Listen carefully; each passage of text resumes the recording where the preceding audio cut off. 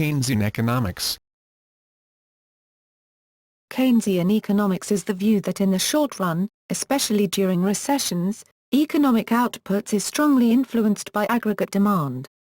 In the Keynesian view, aggregate demand does not necessarily equal the productive capacity of the economy. Instead, it is influenced by a host of factors and sometimes behaves erratically, affecting production, employment, and inflation. The theories forming the basis of Keynesian economics were first presented by the British economist John Maynard Keynes in his book, The General Theory of Employment, Interest and Money, published in 1936, during the Great Depression. Keynes contrasted his approach to the aggregate supply-focused classical economics that preceded his book. The interpretations of Keynes that followed are contentious and several schools of economic thought claim his legacy. Keynesian economists often argue that private sector decisions sometimes lead to inefficient macroeconomic outcomes which require active policy responses by the public sector, in particular, monetary policy actions by the central bank and fiscal policy actions by the government, in order to stabilize output over the business cycle. Keynesian economics advocates a mixed economy, predominantly private sector, but with a role for government intervention during recessions. Keynesian economics served as the standard economic model in the developed nations during the later part of the Great Depression, World War II, and the post-war economic expansion, 1945 to 1973, though it lost some influence following the oil shock and resulting stagflation of the 1970s. The advent of the global financial crisis in 2008 has caused a resurgence in Keynesian thought. Overview. Prior to the publication of Keynes's general theory, mainstream economic thought held that a state of general equilibrium existed in the economy, because the needs of consumers are always greater than the capacity of the producers to satisfy those needs. Everything that is produced will eventually be consumed after the appropriate price is found for it. This perception is reflected in Say's law and in the writing of David Ricardo, which state that individuals produce so that they can either consume what they have manufactured or sell their output so that they can buy someone else's output. This argument rests upon the assumption that if a surplus of goods or services exists, they would naturally drop in price to the point where they would be consumed. Keynes's theory overturned the mainstream thought of the time and brought about a greater awareness of structural inadequacies. Problems such as unemployment, for example, are not viewed as a result of moral deficiencies like laziness, but rather result from imbalances in demand and whether the economy was expanding or contracting. Keynes argued that because there was no guarantee that the goods that individuals produce would be met with demand, unemployment was a natural consequence, especially in the instance of an economy undergoing contraction. He saw the economy as unable to maintain itself at full employment and believed that it was necessary for the government to step in and put underutilized savings to work through government spending.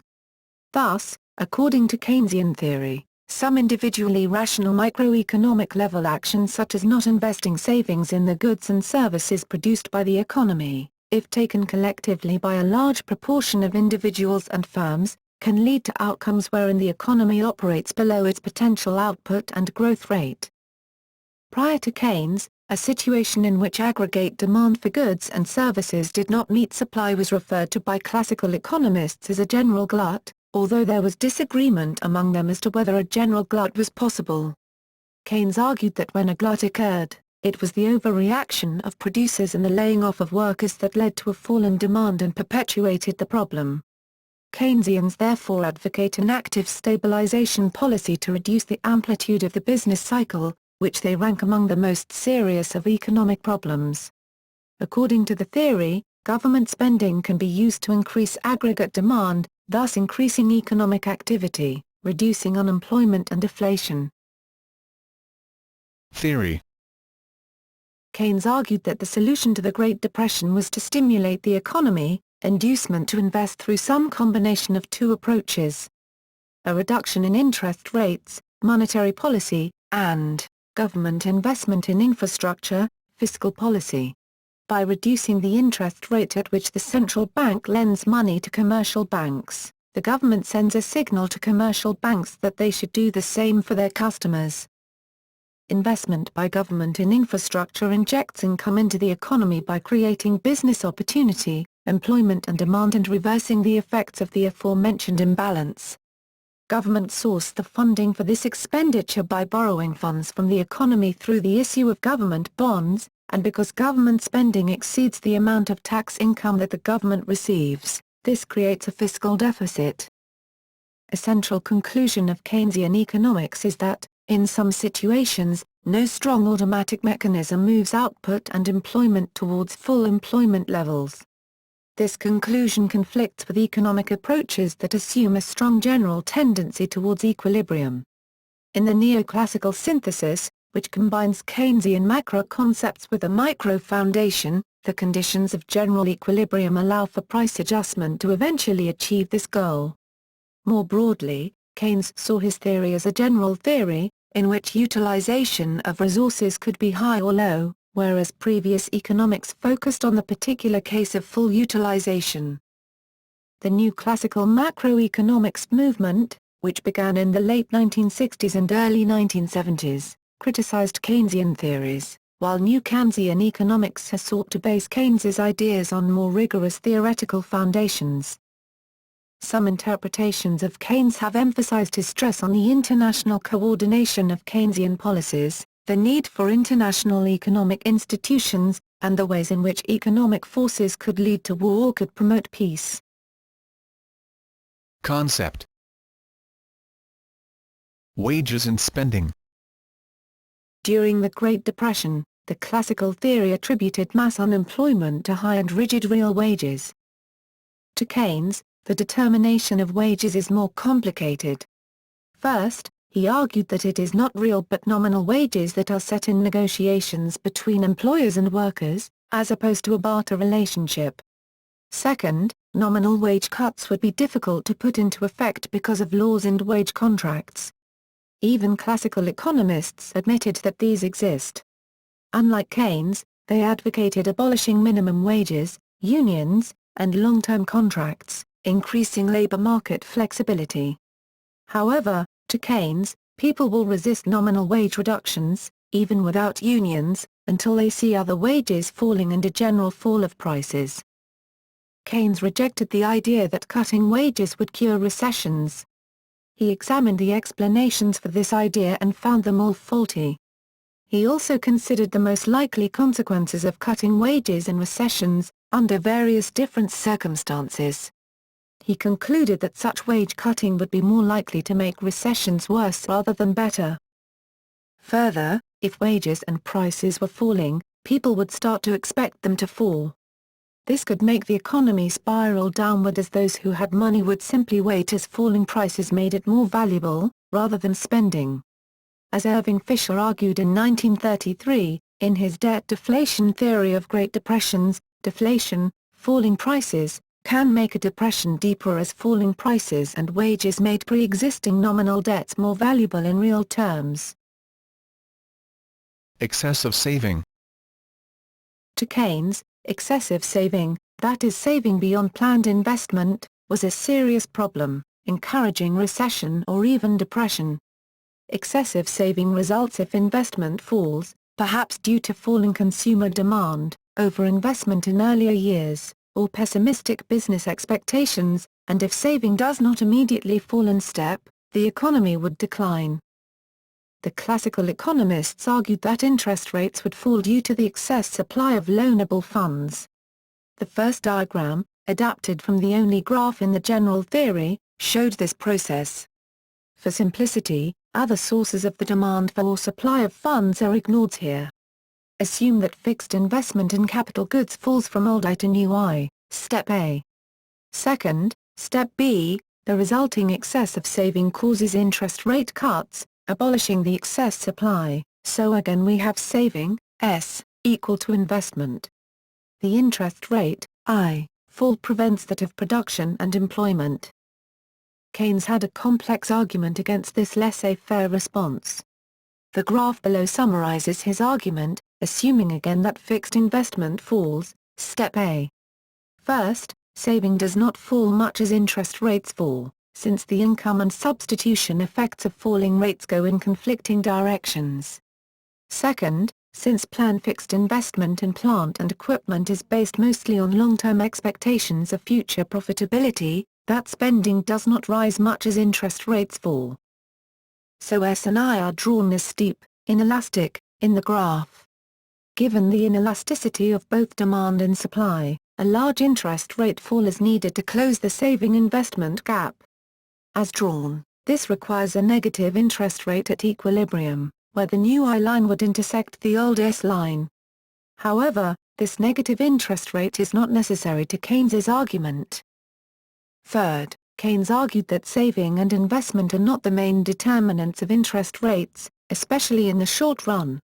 Instead, the supply of and the demand for the stock of money determine interest rates in the short run. This is not drawn in the graph. Neither changes quickly in response to excessive saving to allow fast interest rate adjustment. Finally, Keynes suggested that, because of fear of capital losses on assets besides money, there may be a liquidity trap setting a floor under which interest rates cannot fall. While in this trap, interest rates are so low that any increase in money supply will cause bondholders, fearing rises in interest rates and hence capital losses on their bonds, to sell their bonds to attain money, liquidity. In the diagram, the equilibrium suggested by the new I line and the old S line cannot be reached, so that excess saving persists. Some, such as Paul Krugman, see this latter kind of liquidity trap as prevailing in Japan in the 1990s. Most economists agree that nominal interest rates cannot fall below zero. However, some economists, particularly those from the Chicago School, reject the existence of a liquidity trap. Even if the liquidity trap does not exist, there is a fourth, perhaps most important, element to Keynes's critique. Saving involves not spending all of one's income. Thus, it means insufficient demand for business output, unless it is balanced by other sources of demand, such as fixed investment. Therefore, excessive saving corresponds to an unwanted accumulation of inventories, or what classical economists called a general glut. This pile-up of unsold goods and materials encourages businesses to decrease both production and employment. This in turn lowers people's incomes, and saving, causing a leftward shift in the S line in the diagram, step B. For Keynes, the fall in income did most of the job by ending excessive saving and allowing the loanable funds market to attain equilibrium. Instead of interest rate adjustment solving the problem, a recession does so. Thus in the diagram, the interest rate change is small. Whereas the classical economists assumed that the level of output and income was constant and given at any one time, except for short-lived deviations, Keynes saw this as the key variable that adjusted to equate saving and investment. Finally, a recession undermines the business incentive to engage in fixed investment. With falling incomes and demand for products, the desired demand for factories and equipment, not to mention housing, will fall. This accelerator effect would shift the I line to the left again, a change not shown in the diagram above. This recreates the problem of excessive saving and encourages the recession to continue. In sum, to Keynes there is interaction between excess supplies in different markets, as unemployment in labor markets encourages excessive saving, and vice versa. Rather than prices adjusting to attain equilibrium, the main story is one of quantity adjustment allowing recessions and possible attainment of underemployment equilibrium. Active fiscal policy. Classical economists have traditionally yearned for balanced government budgets. Keynesians, on the other hand, believe this would exacerbate the underlying problem, following either the expansionary policy or the contractionary policy would raise saving, broadly defined, and thus lower the demand for both products and labor. For example, Keynesians would advise tax cuts instead. Keynes's ideas influenced Franklin D. Roosevelt's view that insufficient buying power caused the Depression. During his presidency, Roosevelt adopted some aspects of Keynesian economics, especially after 1937, when, in the depths of the Depression, the United States suffered from recession yet again following fiscal contraction. But to many the true success of Keynesian policy can be seen at the onset of World War II, which provided a kick to the world economy, removed uncertainty, and forced the rebuilding of destroyed capital. Keynesian ideas became almost official in social democratic Europe after the war and in the US in the 1960s. Keynes developed a theory which suggested that active government policy could be effective in managing the economy. Rather than seeing unbalanced government budgets as wrong, Keynes advocated what has been called counter-cyclical fiscal policies, that is, policies that acted against the tide of the business cycle, deficit spending when a nation's economy suffers from recession or when recovery is long delayed and unemployment is persistently high, and the suppression of inflation in boom times by either increasing taxes or cutting back on government outlays. He argued that governments should solve problems in the short run rather than waiting for market forces to do it in the long run, because, in the long run, we are all dead. This contrasted with the classical and neoclassical economic analysis of fiscal policy. Fiscal stimulus could actuate production. But, to these schools, there was no reason to believe that this stimulation would outrun the side effects that crowd out private investment. First, it would increase the demand for labor and raise wages, hurting profitability. Second, a government deficit increases the stock of government bonds, reducing their market price and encouraging high interest rates, making it more expensive for business to finance fixed investment. Thus, efforts to stimulate the economy would be self-defeating. The Keynesian response is that such fiscal policy is appropriate only when unemployment is persistently high, above the non-accelerating inflation rate of unemployment, NAIRU. In that case, crowding out is minimal. Further, private investment can be crowded and fiscal stimulus raises the market for business output, raising cash flow and profitability, spurring business optimism. To Keynes, this accelerator effect meant that government and business could be complements rather than substitutes in this situation. Second, as the stimulus occurs, gross domestic product rises, raising the amount of saving, helping to finance the increase in fixed investment. Finally, government outlays need not always be wasteful. Government investment in public goods that will not be provided by profit seekers will encourage the private sector's growth. That is, government spending on such things as basic research, public health, education, and infrastructure could help the long-term growth of potential output. In Keynes's theory, there must be significant slack in the labor market before fiscal expansion is justified. Contrary to some critical characterizations of it, Keynesianism does not consist solely of deficit spending. Keynesianism recommends counter-cyclical policies. An example of a counter-cyclical policy is raising taxes to cool the economy and to prevent inflation when there is abundant demand-side growth, and engaging in deficit spending on labor-intensive infrastructure projects to stimulate employment and stabilize wages during economic downturns. Classical economics, on the other hand, argues that one should cut taxes when there are budget surpluses, and cut spending, or, less likely, increase taxes, during economic downturns. Keynesian economists believe that adding to profits and incomes during boom cycles through tax cuts, and removing income and profits from the economy through cuts in spending during downturns, tends to exacerbate the negative effects of the business cycle. This effect is especially pronounced when the government controls a large fraction of the economy, as increased tax revenue may aid investment in state enterprises in downturns, and decreased state revenue and investment harm those enterprises. Multiplier effect and interest rates. Two aspects of Keynes's model has implications for policy. First, there is the Keynesian multiplier, first developed by Richard F. Kahn in 1931. Exogenous increases in spending, such as an increase in government outlays, increases total spending by a multiple of that increase. A government could stimulate a great deal of new production with a modest outlay if the people who receive this money then spend most on consumption goods and save the rest. This extra spending allows businesses to hire more people and pay them, which in turn allows a further increase in consumer spending. This process continues. At each step, the increase in spending is smaller than in the previous step, so that the multiplier process tapers off and allows the attainment of an equilibrium. This story is modified and moderated if we move beyond a closed economy, and bring in the role of taxation. The rise in imports and tax payments at each step reduces the amount of induced consumer spending and the size of the multiplier effect. Second, Keynes reanalyzed the effect of the interest rate on investment. In the classical model, the supply of funds, saving, determines the amount of fixed business investment.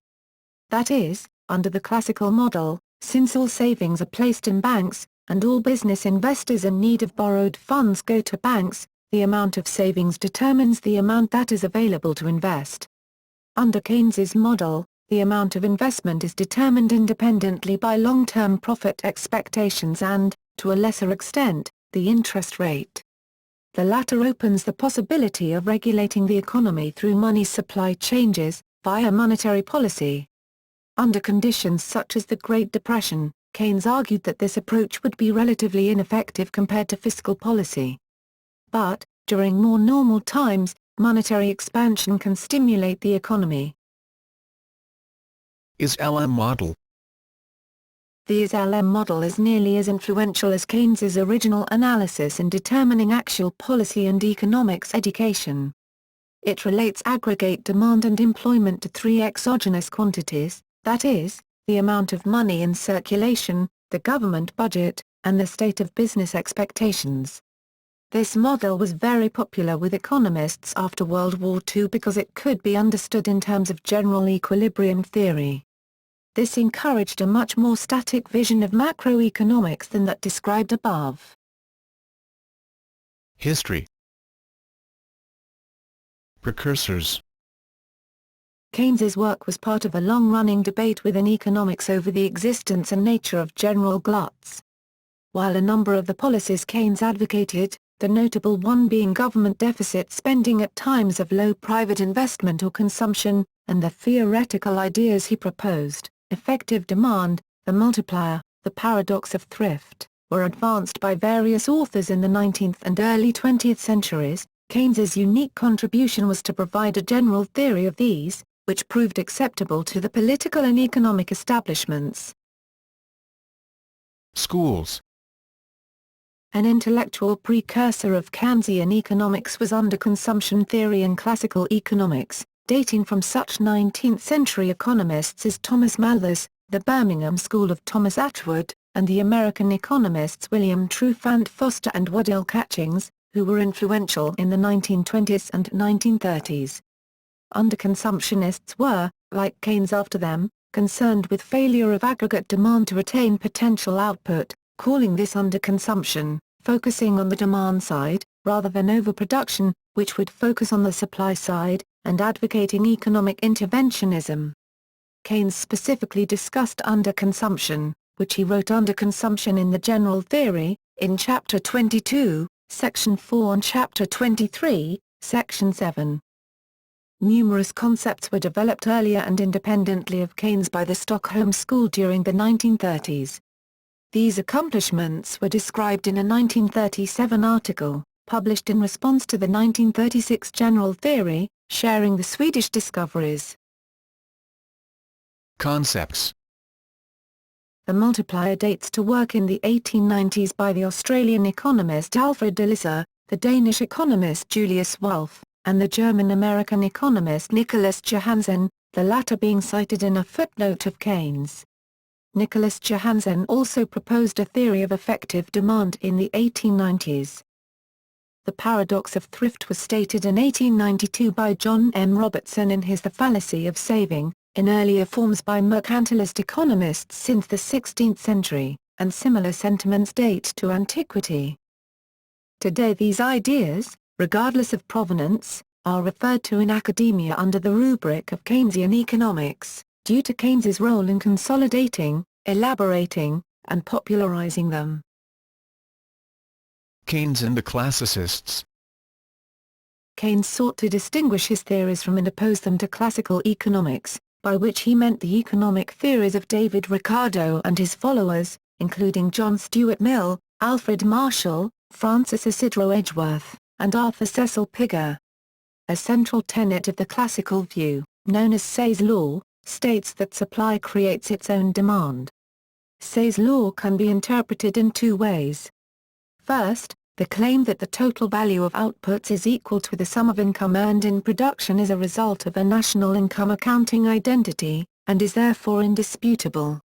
A second and stronger claim, however, that the costs of output are always covered in the aggregate by the sale proceeds resulting from demand depends on how consumption and saving are linked to production and investment.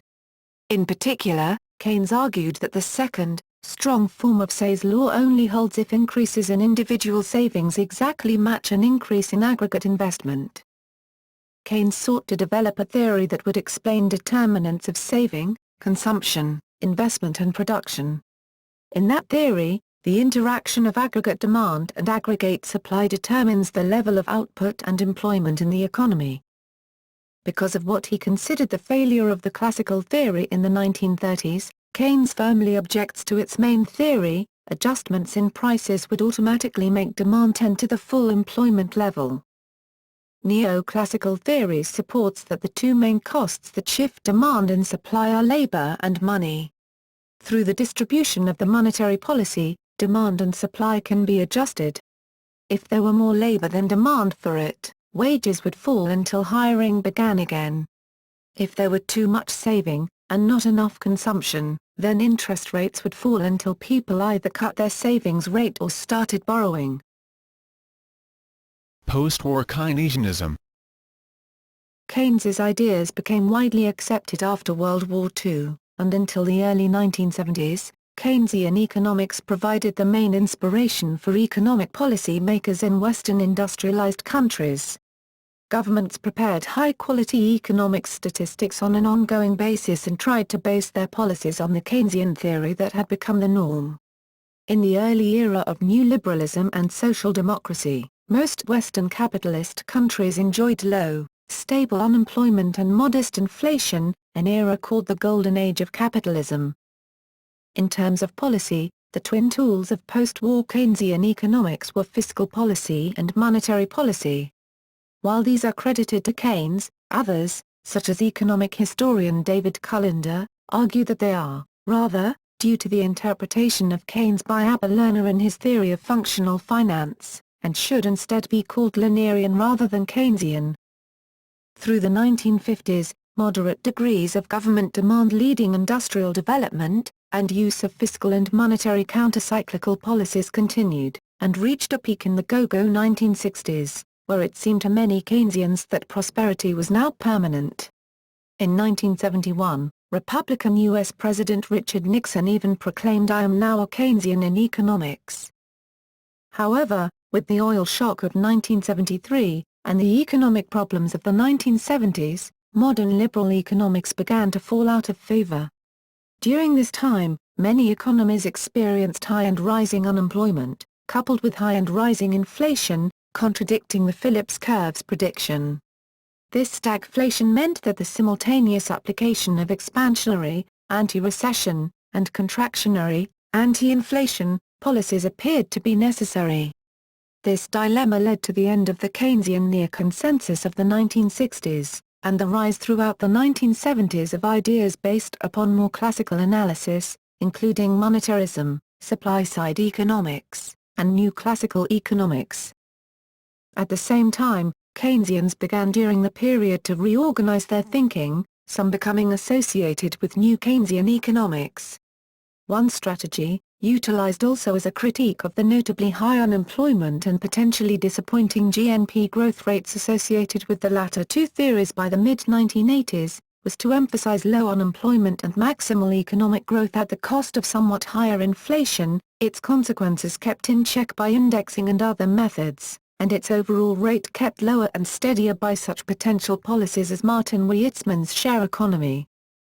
Multiple schools of economic thought that trace their legacy to Keynes currently exist, the notable ones being Neo-Keynesian economics, New Keynesian economics, and Post-Keynesian economics. Keynes's biographer Robert Skidelsky writes that the post-Keynesian school has remained closest to the spirit of Keynes's work in following his monetary theory and rejecting the neutrality of money.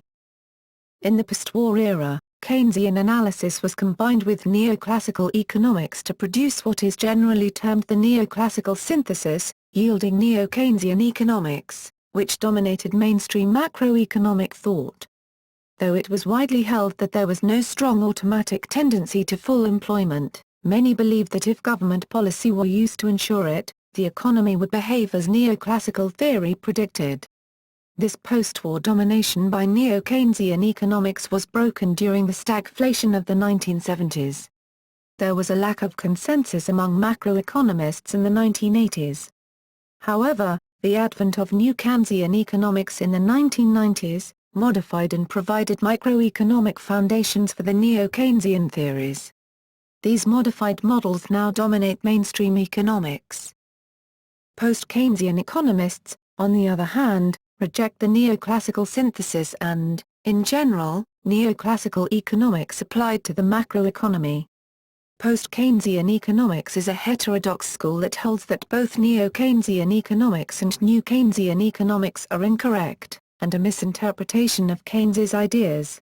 The post-Keynesian school encompasses a variety of perspectives, but has been far less influential than the other more mainstream Keynesian schools. Relationship to other schools of economics. The Keynesian schools of economics are situated alongside a number of other schools that have the same perspectives on what the economic issues are, but differ on what causes them and how to best resolve them. Stockholm School. The Stockholm School rose to prominence at about the same time that Keynes published his general theory and shared a common concern in business cycles and unemployment. The second generation of Swedish economists also advocated government intervention through spending during economic downturns, although opinions are divided over whether they conceived the essence of Keynes's theory before he did. Monetarism. There was debate between monetarists and Keynesians in the 1960s over the role of government in stabilizing the economy.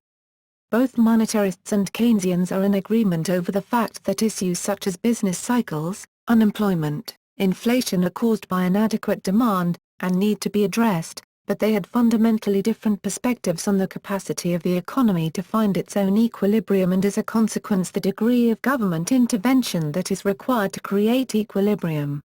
Keynesians emphasized the use of discretionary fiscal policy and monetary policy, while monetarists argued the primacy of monetary policy, and that it should be rules-based.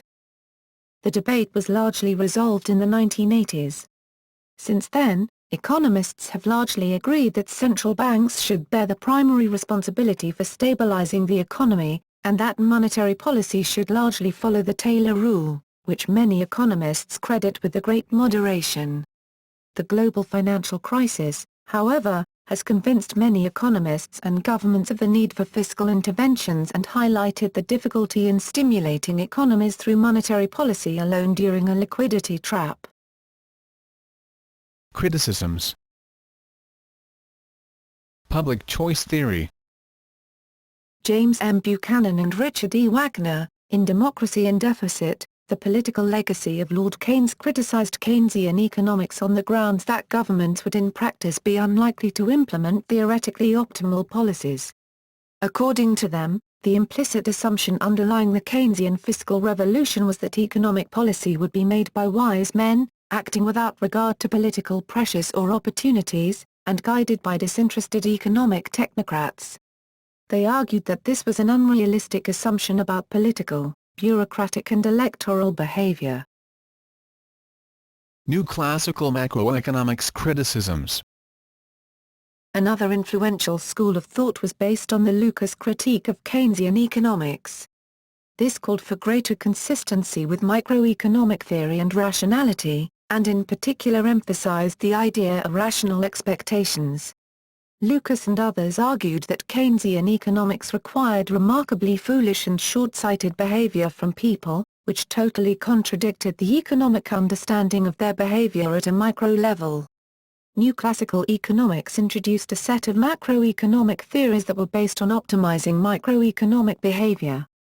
These models have been developed into the real business cycle theory, which argues that business cycle fluctuations can to a large extent be accounted for by real, in contrast to nominal, shocks. Beginning in the late 1950s, new classical macroeconomists began to disagree with the methodology employed by Keynes and his successors. Keynesians emphasized the dependence of consumption on disposable income and, also, of investment on current profits and current cash flow. In addition, Keynesians posited a Phillips curve that tied nominal wage inflation to unemployment rate. To support these theories, Keynesians typically traced the logical foundations of their model, using introspection, and supported their assumptions with statistical evidence. New classical theorists demanded that macroeconomics be grounded on the same foundations as microeconomic theory, profit-maximizing firms and rational, utility-maximizing consumers. The result of this shift in methodology produced several important divergences from Keynesian macroeconomics. Independence of consumption and current income, life cycle permanent income hypothesis, irrelevance of current profits to investment, Modigliani-Miller theorem, long-run independence of inflation and unemployment, natural rate of unemployment, the inability of monetary policy to stabilize output, rational expectations, irrelevance of taxes and budget deficits to consumption, Riccardi